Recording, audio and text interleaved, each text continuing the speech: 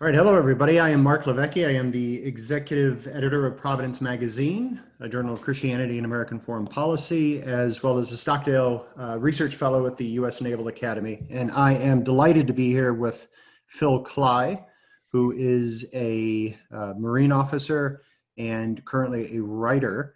And he is the author of two incredible books. The first one is Redeployment, which came out several years ago, a collection of short stories. We've reviewed it in the pages of Providence. Look it up, My Name with Redeployment.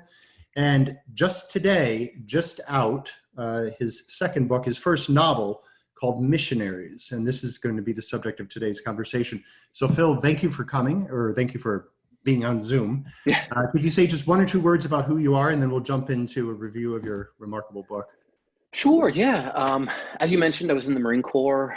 God, feels like a long time ago now. I think that, I wouldn't really have thought when I got out of the Marine Corps in 2009 that I would still be writing about these conflicts that we're still embroiled in. But yeah, and I don't know, just I've been writing mostly about military affairs, civil military relations. I write nonfiction as well, and but I'm primarily a fiction writer. And so this is my first novel, and it's in many ways my attempt to try and get a handle on maybe something broader than just one specific conflict. Right, my first book was about the Iraq War.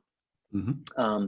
And this novel, spends time in Iraq, it spends time in Afghanistan, in Yemen, mostly in Colombia, actually.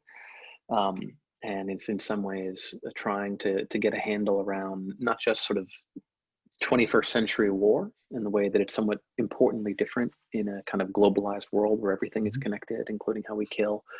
But also what that means, the way that we use violence now, what that means for individual people, for their bodies, their psychologies, their communities, and their souls.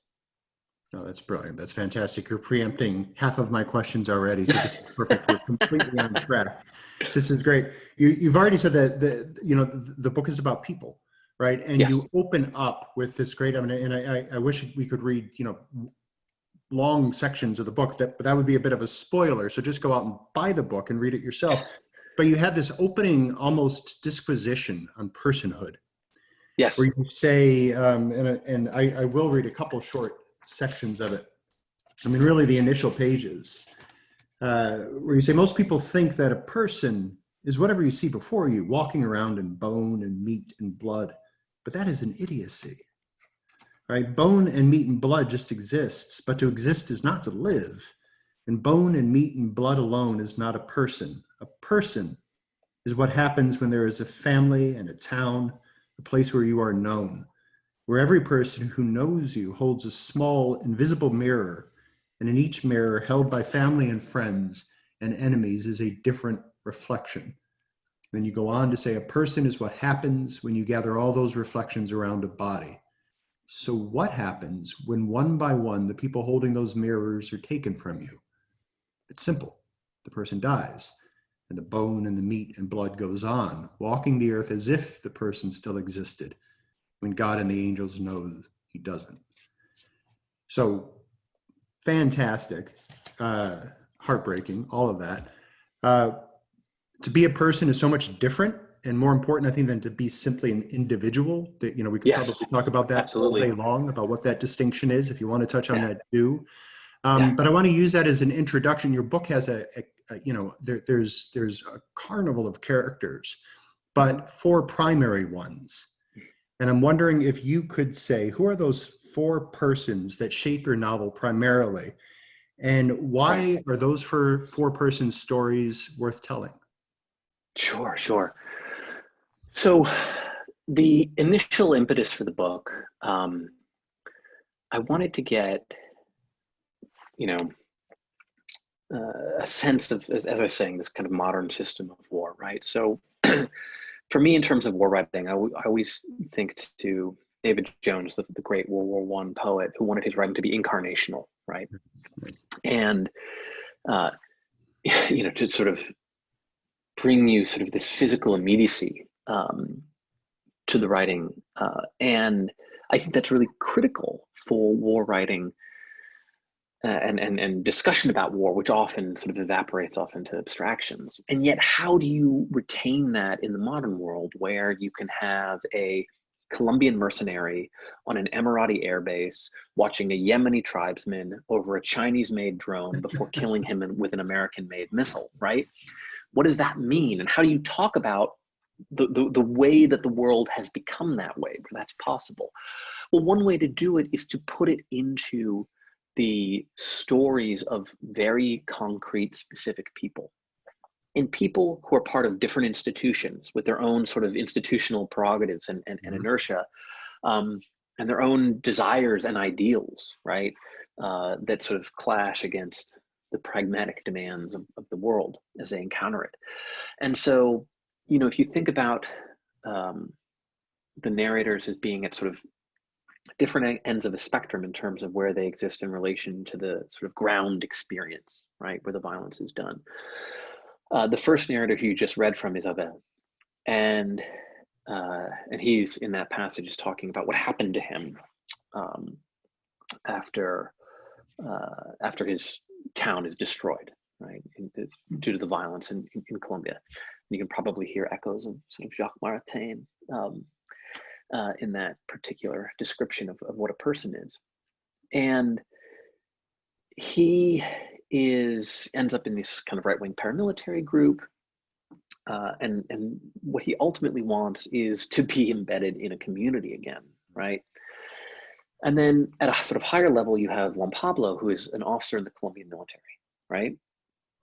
And he works with Mason, who is an American Special Forces former medic. And we sort of meet Mason in Iraq, and we follow him to Colombia and Afghanistan. And Mason, you know, his trajectory is very much about sort of a shift that happened in how we use special forces, and his disquiet with that, right? As particularly in the first decade of the 21st century, the sort of warrior diplomat ideal kind of leached away as they were used for a lot of direct action missions, right? And very little sort of institution building, particularly in Afghanistan, right? And there's a very violent deployment that's based on a real deployment that I talk about in one of his chapters in 2007. And then there's Lisette, who we meet. She's a journalist, right? So she's trying to communicate this to the American public. And we meet her in Afghanistan, and she's sort of burned out, and she wants a war where we're winning, right? And this mercenary who she wants a good war, right? I mean, don't we all? And this mercenary who she used to date tells her that Colombia is the place where we're winning, because Colombia is on the verge of signing this peace treaty with the FARC. And so she ends up in Colombia. And so you sort of follow these characters, and the first half of the book is in their voices, right? And then in the second half of the book, there is a raid that happens. It's based on a real raid where the Colombian military found out that a drug sort of trafficker had ordered a 6-foot-tall teddy bear for his girlfriend's birthday party. And so they put a beacon in the teddy bear and then tracked it to the birthday party, where they then went and killed him. And that raid sets off a kind of chain of events in this small kind of rural, poor community on the Venezuelan border. And that sort of ends up sort of having all of these characters' plots converge, and their fates converge. And so that's why the book was structured that way. Now, the funny thing about it, of course, is when you're writing a book, you start out with a kind of grand scheme of, you know, this character is going to be at this level of conflict, and this character is going to be at this level of conflict, and this character is going to be at this level of conflict, and so on. Right. But while you're writing it, certain things take over, and certain things become much more important to you. And so, you know, Valencia's Juan Pablo's daughter, for example, didn't exist in the initial conception of the book, right? And yet, as I was writing it, she became more and more important, and this kind of primary characters we're thinking through this one Colombian officer and his sense of himself and his job and his hopes for the future, and how those will then get realized or not in his own daughter, right? And then her, you know, very distinct perspective on her country and her father's work. And, you know, what to do in the wake of violence. So fascinating. I mean, and that makes so much sense. I first read the book. Your publishers were kind enough to send me the electronic version. I'm reading through it on my Kindle, and then the hardcover version came. And I like Kindle because I can have like 130 books in my pocket, but there Yes. is nothing that ultimately substitutes for this, because Yeah. it wasn't until I picked this up, because I was having a difficult time trying to figure out, okay, who are the main characters? And it wasn't until I picked this up that I realized, well, the main characters are the ones who, in the beginning of the book, as you've said, it's all first person narrative. Right. And, you know, and then you shift into the second part, you've made them persons for Yeah. us. And then you bring them all together in this cacophony of violence. And Valencia and Jefferson and all the other characters are crucial and important, but we don't get quite inside them quite like we do with your initial four. And Juan Pablo particularly is an enigma. I kept asking myself, I don't know you that well. We've met a couple of times, and I kept thinking, so who's Phil? Is Phil in here? And every now and then I thought, Juan Pablo is Phil. And, you know, Oh dear. Mason, you know, there's a couple of things that Juan says, and I'm like, what is that? And especially with this father-daughter sort of dance. So are you in there? Is that a fair question? Is that asking the magician to show the trick? I'm in all of them. You pull characters out of your own emotional palette, right? Right. So, yeah, I'm in all of them. Yep. For sure. Right. And they seem familiar, and I think they will seem familiar to anybody who's read Redeployment, because they're you know, they're not, I don't want to say they're types in a flat one-dimensional sense, but they felt familiar. Like some of the stories they're telling, some of the emotions they're conveying, I'm like, I've read this before. And that's one of the things I love about your writing is, one, I've read it in Redeployment, but even when I was reading Redeployment, I'm like, oh, he's read this combat narrative, or he's read this essay. And, you know, the more you read within this sort of world, the more you draw into it. And it's both, it's interesting to me because it's almost disequilibrating, because I'll be reading your stuff and I'm thinking, so where's fact and fiction? Where do they blend? Where do they separate? And I think it's incredibly effective because it you know, for a civilian who's never been downrange, it makes war in one sense familiar, but it also probably helps to convey this sense of where does fiction and reality diverge? And nobody would ever weaponize a teddy bear, right? But they do, Yeah, right? totally happened. Yeah. Right. And so it gives a realism to it that's disequilibrating, which is fantastic, really exciting. Yeah, some of the more, I think, startling and weird things in the book, I can't really take credit for because they happened, right? So the clowns, for example, Right. which maybe we shouldn't talk about because there's Probably not. Just there are there's clowns. yeah, there are some clowns in the book. No, They make a read very something. distinctive cameo. That's right. Like, this is too ridiculous to be fiction. This had to have happened. Right, right, Absolutely fascinating. The title of the book is Missionaries. You've right. already said a couple of times. Surely this is a mistake, right? You misspelled mercenaries. What is missionaries? What is the, I mean, if missionaries, Phil, then there must be good news that they're trying to share. And so is there good news that they're trying to share? And is good news in this context in scare quotes? It's not good news, or is it more ambiguous than that? What is going on with the title? I mean, the book is about forces that are reshaping our world and reshaping communities, right? Yep. And it's not the sort of mechanisms might be impersonal, right? But the individual actors within their various institutions, whether it's Juan Pablo in the Colombian military, Abel in this paramilitary force, Lizette as a journalist, or Mason as a special forces liaison at the American Embassy in Colombia, Mhm. they all have their own sort of ideological beliefs about what they're doing, right? And there's a kind of mix of idealism and pragmatism in all of them. And so they're I think whether or not any of them have good news is ultimately something that I want the reader to think through. This is not meant to be a sort of simplistic novel about the, Right. you know, Right. the badness of the use of military force, right? Right. Though I certainly hope that it depicts the way that there are sort of extremely complex second and third order consequences anytime you use violent force, that are kind of critical to the understanding of what we're doing, right? And the danger of using that in places that we don't fully understand and where we don't really have any other tools of power at our disposal, or where we're choosing not to use other tools of power at our disposal. Right. The other thing I would say about that is, it's funny, I was talking with a Jesuit a couple days ago, and he was saying, what is maybe the sin that in the Gospels Christ talks about the most is religious hypocrisy, right?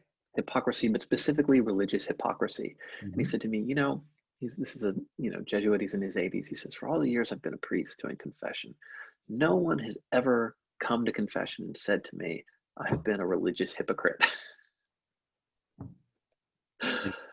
Very good. Absolutely fantastic. So take that as you will. Yeah. I will. Absolutely, I will. I'm going to ruminate on that. That's great. Toward the end of the book, and in fact, probably the last couple pages of the book, and I won't say who says this because I don't want to give away this character's fate, but in the concluding pages, one of the characters remarks that if you've been, something to the effect, this isn't a direct quote, but if you've been raised in a violent city, what you most crave is order. And Yeah. he wants order. And this is captured in all sorts of places by Abel's recognition early on that he could not appeal to anyone for protection. There's this section on page 24 where Abel says he's having this moment of absolute crisis. He says there was no pain, only surprise, and the first movements toward Abuelito's final death, a slow reordering of the way the world works, in which a boy can be helpless, truly helpless, and a blow cannot be returned with another blow. This craving for order in a disordered world, in which the new order is actually disorder, right? Everything's been turned upside down. I'm intrigued by the structure of Missionaries because it betrays a tight order. You have three primary sections, each of them 8 chapters. Then you have a 4th chapter with 1 section. Everything seems to be tightly controlled and tightly ordered, which is intriguing to me. But one of the things that stands out is that this desire for order might rub in some ways at what would probably be the typical American's more overwhelming desire for justice, right? We want justice. We want to help Abuelito deliver that other blow, right? We want to be the mechanism to do that. So is that right? And what are the different, if competing, primary desires of your various characters? Maybe particularly the Americans in it. Is there a clash? Is this, in terms, does much of the world want order and America's always pushing for justice, which isn't wrong? Justice and order together make peace. Those are political goods without which other goods can't long exist. But what's the difference? Is it a difference with a meaning? Are you up to something there? Well, it's also the question of whose justice, right? Right.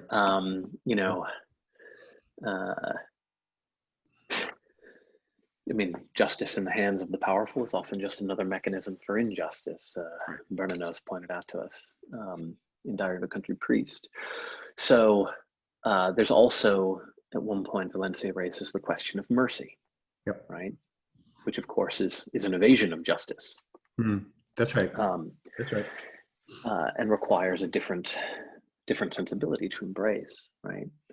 And then, no, justice and order can be at odds. I always think of Jean Amery as Amery was tortured by the Gestapo and then sent to Auschwitz. And years later, he wrote an essay called Resentments about traveling through a well-functioning land, right? West Germany. Right. Everybody seems to be doing well. This is in the 60s, I think, that he's writing this. And And he knows that he's supposed to let go of his resentments, right? That's what the ethicists and the psychologists say. And he knows that holding on to his resentments nails every one of us on the cross of our ruined past. And yet, he thinks it would be immoral to let go of his resentments. And he says, only I, for whom the blows, he's referring to an SS guard who used to beat him with a shovel handle, for whom the blows still echo, only I am entitled to judge.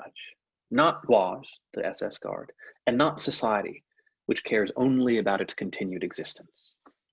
And that line between the continuing existence of society, which, you know, there's a modicum of justice to enabling that, right? Versus the claim of the individual victim, right? The claim that justice must be wrung not just from the individuals, but from the whole social structure that enabled it, right? What do you do in the wake of mass violence, right? Mass organized political violence, right? And, you know, for some of the characters, you just have to have order first, right? And then that becomes a justification for a turn to violence, right? And the relationships between violence and the creation of stable political settlements is very tricky. And oftentimes one suspects that what they're achieving is not actually order, but merely the sort of satisfying feeling of achieving something.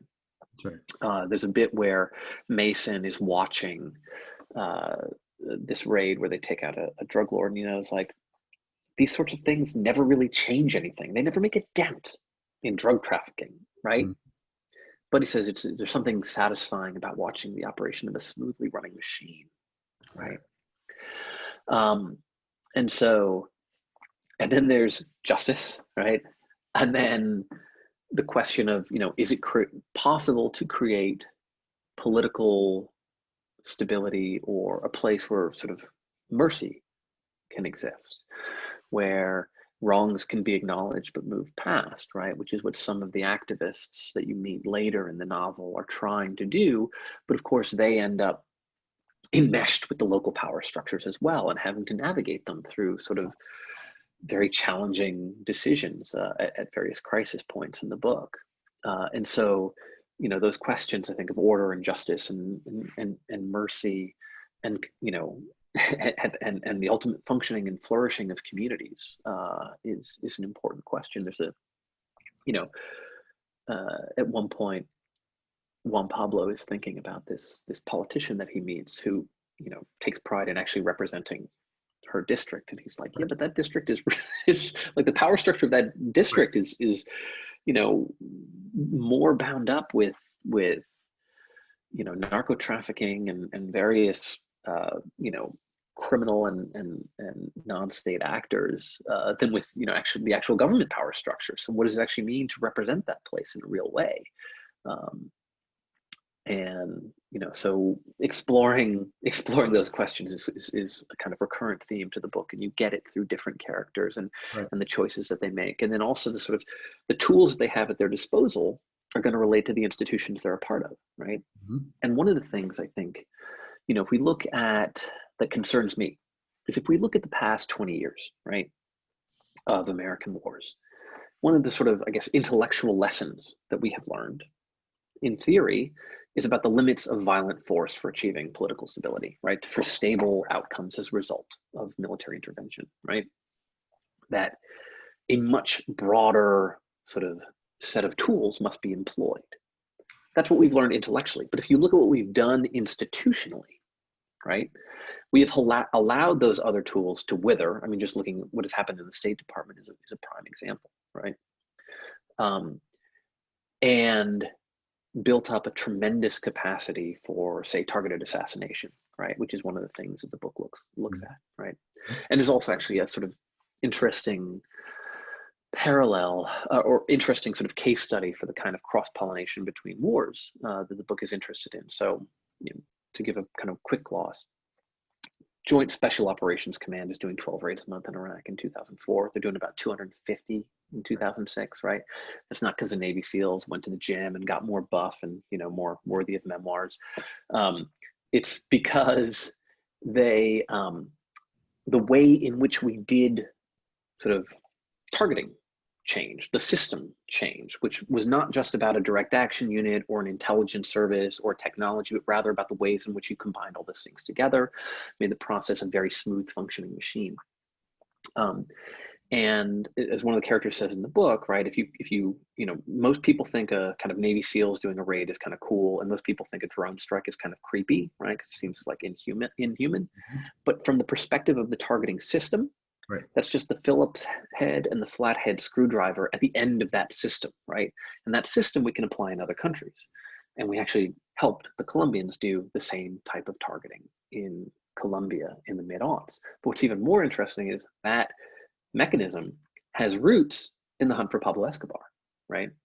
Where we'd actually done something on a much smaller scale, integrating, you know, various types of intelligence services and direct action units, and et cetera. In the hunt for Pablo Escobar, similar ideas were brought to play in the Balkans. And then Right. in Iraq under McChrystal and Flynn, you know, we sort of pumped that up on steroids. And so you can sort of see how these things go Mm-hmm. from one theater of war to another. One convert after another. Right. Yeah. So that's, you know, sort of one small example, right? But of course, you know, you build an institution, that institution has its own kind of inertia, right? Mm-hmm. And that is going to determine the choices that the characters are presented with, right? What they can do. Right. So in everything you've just said, there's all sorts of room for critique, and even potentially, Sure. in some people's hands, condemnation. You don't seem satisfied with either when it comes to, you know, whether it's America or America's military, America's fighting men and women, American foreign policy. You don't seem satisfied with either, like a hagiographical approach or approach full of hatred. You No, don't not at seem all. satisfied with easy answers, right? You're hard to peg, right? Well, I'm a fiction writer, right? Like, why would I give you easy answers? Sure, I've That's read your nonfiction too. Um, Possibly the only group you really come down on hard, and this would be a conversation for over a pint, are the Navy SEALs. I would love to know what's more behind that, but that's just fantastic. But I was just having a little bit of fun with them in the oh, I'm book. sure. I picture this Navy SEAL friend of yours, and you're writing to him. You don't hate anybody in this book, do No, you? no. Jefferson? Well, I'm not a big fan of Jefferson. But you don't hate him. I would hope that he's an interesting monster. He's an interesting monster. Is that So Jefferson is when we first meet him, he's a right-wing paramilitary boss, right? Who then kind of comes back later in the novel, and sort of playing a similar role, but sort of representing a new faction. right? It's one of the things I love about your characters, even the monsters, even the abominable ones, is you seem cognizant that there is no way that you or I, even about the characters that you've created and you've written about, there's almost no way for one human being to know exactly how another human being's history intersects with their ability to make moral choices. And we might have to resist them. We might have to stop them. We might have to stop them to the point of of lethal force. But change the circumstances, change the names, and maybe there go I. Right. Mm-hmm. And there seems to be a real empathy that I don't know what empowers the story that you were telling. I don't think I'm allowed to write human beings off.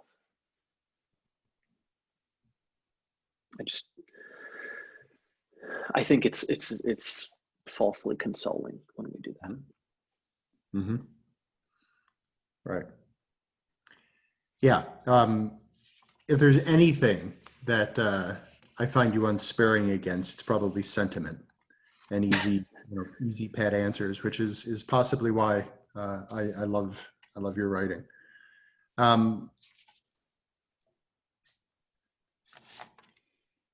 You tell a knock knock joke at one point. Yes, I do. I love the knock knock joke. The context is important. The context is critical. Do you want to walk us through that? Sure. So there was Seventh Group, which is the Latin America specialty special forces group. They got sent to Afghanistan a lot, and there was one very particular violent deployment that they had in 2007 that I tell the story of that deployment through the character of Mason. And there's a battle that they have in this particular valley that, like, we'd had a big battle there several years before, we would have a big battle there again. It's this kind of like, even at the time, they know, you know, this is not going to change anything. This is, you know, we'll be back here, right? And at the end of the battle, so like all the like civilians and like these little kids have sort of left beforehand because they sort of dropped artillery to tell people like, get out of here. So it was just kind of this pure pitch battle with Canadian tanks, which really happened. And then after the battle, they're like, the families are just going back in after they've killed their, you know, like the kids, like older brothers, basically. And one of the guys, you know, points out like a kid and he says like, you think we'll come back here in a couple of years and kill him? Right. And one of the characters asks like, you know, essentially like, if you don't think that this is going to create lasting stability, why are we going to do this?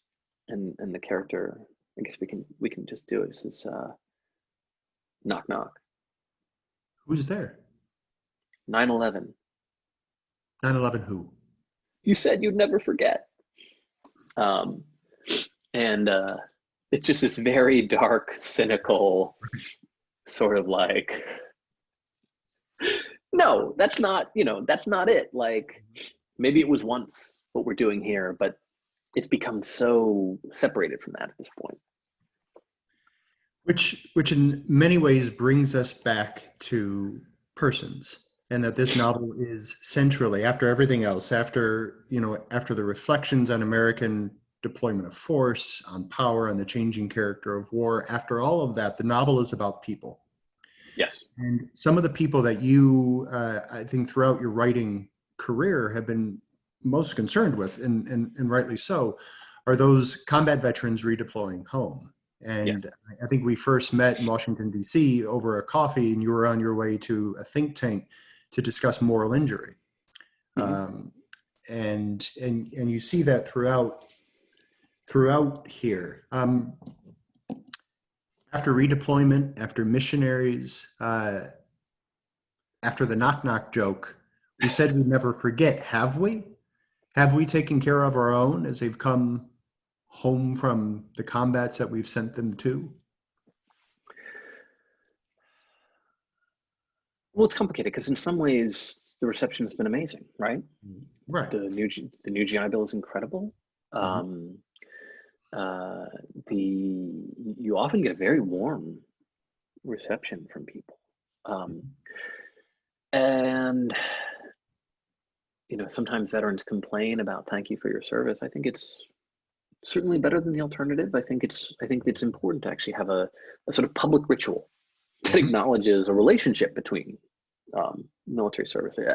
I do think our sort of relationship to the military is deeply dysfunctional in many ways. I think we sort of hold the military up on this kind of bizarre pedestal. Sure. And separate it in ways that are, I think, unhealthy from other types of service, right?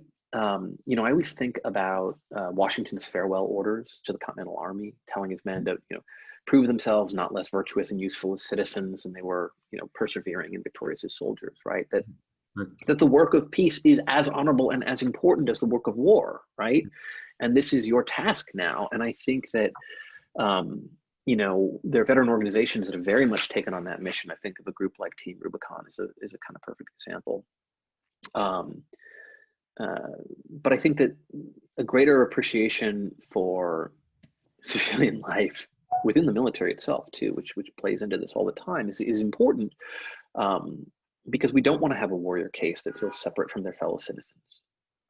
We don't want to have a warrior case that insists that, what we do is so much more honorable and important than, what diplomats or teachers or other people do. I know a veteran who felt that he never came home until he worked in the Parks Department, right? Right. It's actually, digging trail with his own hands, right? And so I think that it is important for us to have that sensibility. And of course, there have been problems in the VA, which are much publicized and other things like that. But the biggest thing, I think, is the disconnect, right?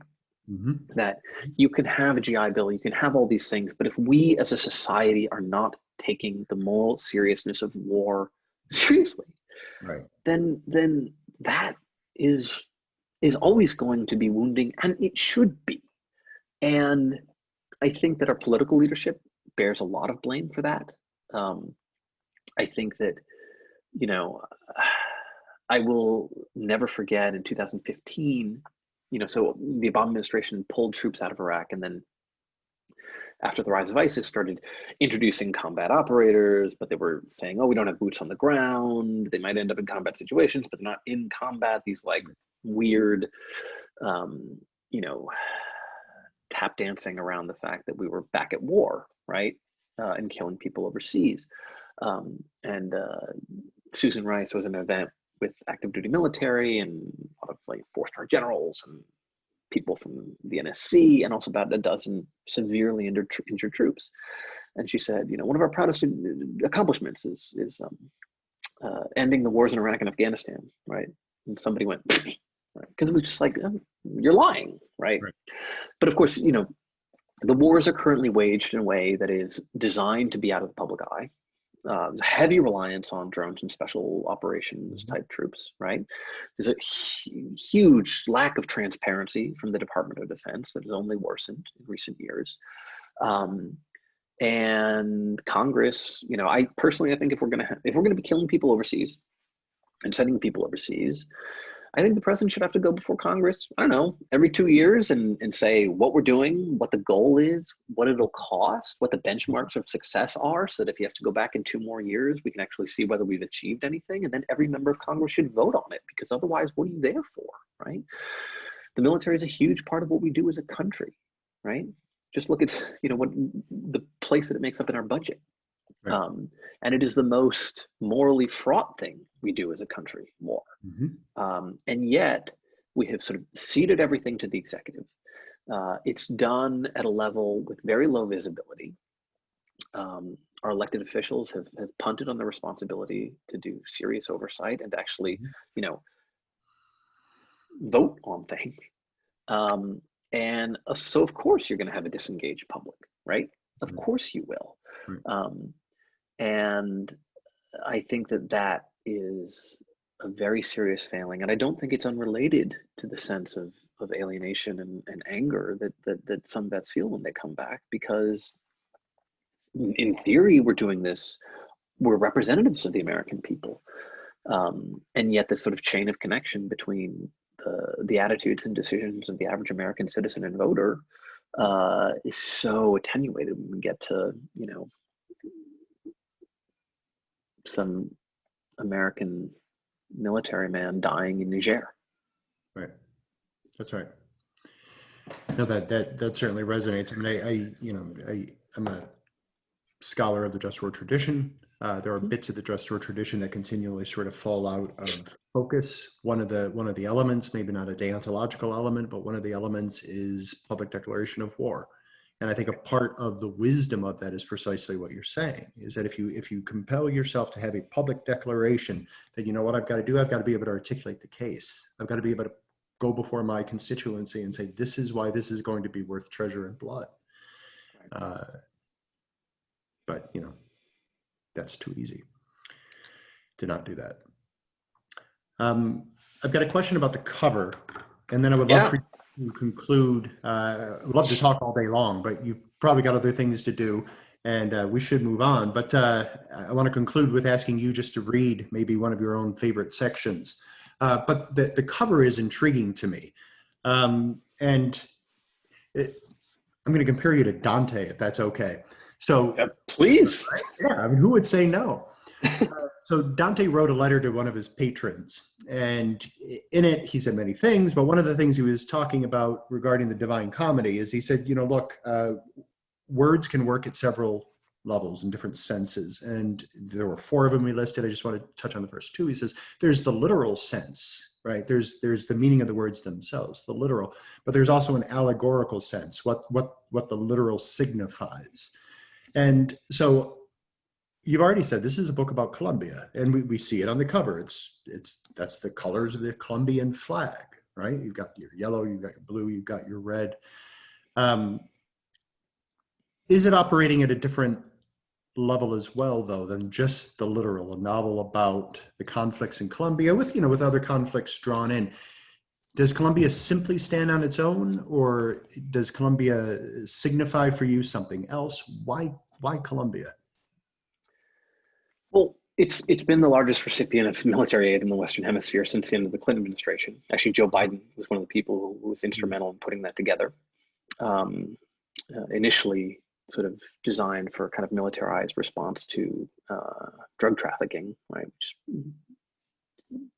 to say, did not bear fruit, to put it mildly. And then during the Bush years was transferred to use against the communist guerrilla groups. But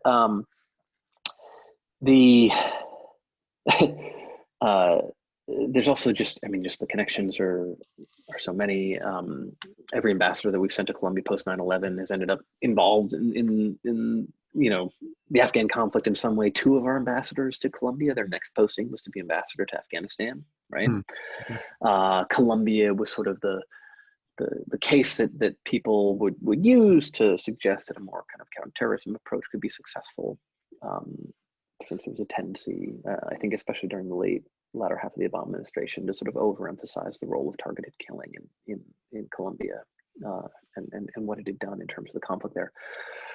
But it should also be mentioned that my wife is Colombian American. I have relatives in Medellin. It's very easy to do research if it involves, staying with your relatives, and they can help you, introduce you to people so you can, do research and do interviews.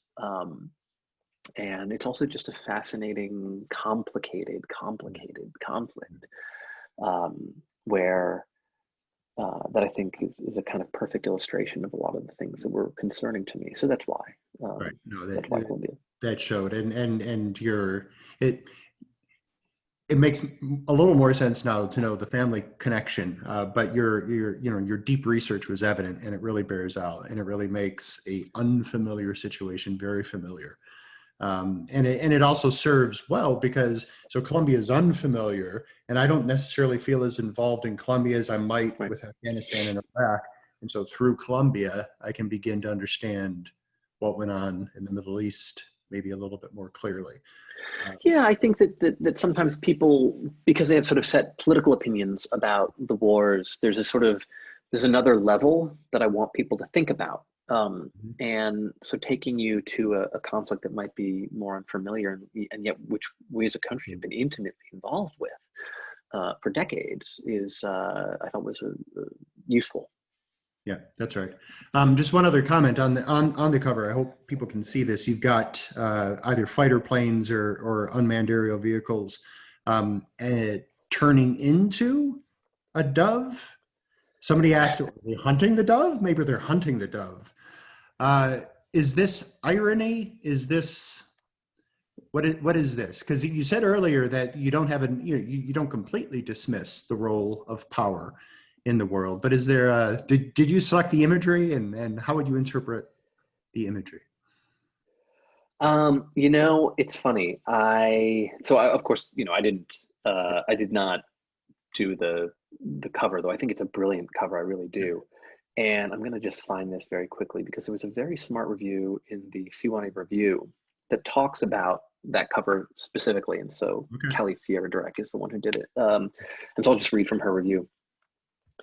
And it refers to the latter part of the book where there's a sort of naturalistic description of a bomb.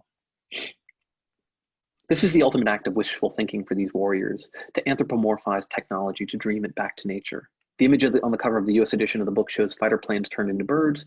This is not a pacifist image, a turtle dove, but something more unsettling. Not the flower power of the carnation in a rifle, or the bombers riding shotgun in the sky, turning into butterflies of the Woodstock generation's entreaty to disarmament, but a more disturbing, more ineluctable act of transference. Taking deadly machines so totally for granted as to see them as something truly natural, truly beautiful, with a logic all their own. I like that. I thought that was a good read of the cover. But you can read it however you like. Yeah, it's fantastic. And Phil, you wanted you go on all day long, but would you just conclude us with a short read from a particular passage? So I'll read another bit from after that knock knock joke. So there's been this battle, which I already set up, and one of the guys from his team has been severely wounded, and so Mason, the medic, has been sort of very involved in his abdomen, and then he's thinking about it later after the fight. There are two ways to think about severe wounds. One is the very smallness and weakness of the human body, pathetic even compared to other animals, and so easy to break beyond repair, so easy even with the most basic of tools. A rock is enough. And then to think of it in the midst of the sorts of things that happen in war. Not just explosions sending earth and brick blossoming, but weapons that work by strange inversions of pressure, collapse buildings from the inside, or concentrate force in small spaces that liquefy metal and send it shooting out through the air. The penetration of the human body is so easy it almost seems beside the point. Such tools should be used for greater creatures than us. We are weak, we are fragile, and so perhaps we are nothing. There's wonder in the world. The unbearable blackness of the sky in Afghanistan, its piercing stars, the vibrations of the guns, soundless light on the horizon, flashes like echoes, a moon rising over sharp blades of mountain while tracers carve lines into the night. But man himself is nothing. But the other way of thinking is the opposite, that the world itself is what is small. Mountains, stars, horizon, so much accumulation of rocks, dust, and an expanse of empty air, meaningless without someone there to see it. I was once shot in the shoulder. The world around me wobbled and vibrated and collapsed to nothing in the midst of the pain. I applied my mind to the pain, oriented myself, returned the world to its proper place around me. I thought of my brothers, who I was currently failing by no longer being in the fight, by being injured. Perhaps badly enough, I would need their help leaving this place under fire, when they had enough to carry without me. I thought of my wife and daughter. And then I looked at my arm, flopped to the side, immobile, mere matter, a thing, meaningless. And I applied my mind again to the pain, and a finger wiggled, dead flesh suddenly live. There was a miracle there in the difference between the two.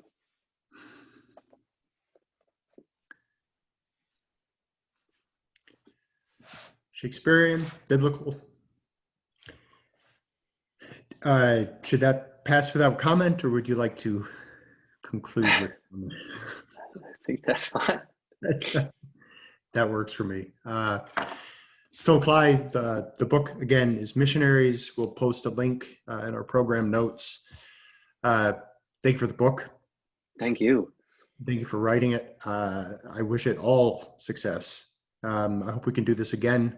Maybe catch up on a future subject. There's a lot of material left on the table that I would love to talk about. So maybe at some point we can do that. Thank you for taking time. Congratulations on the day. Today is the book release.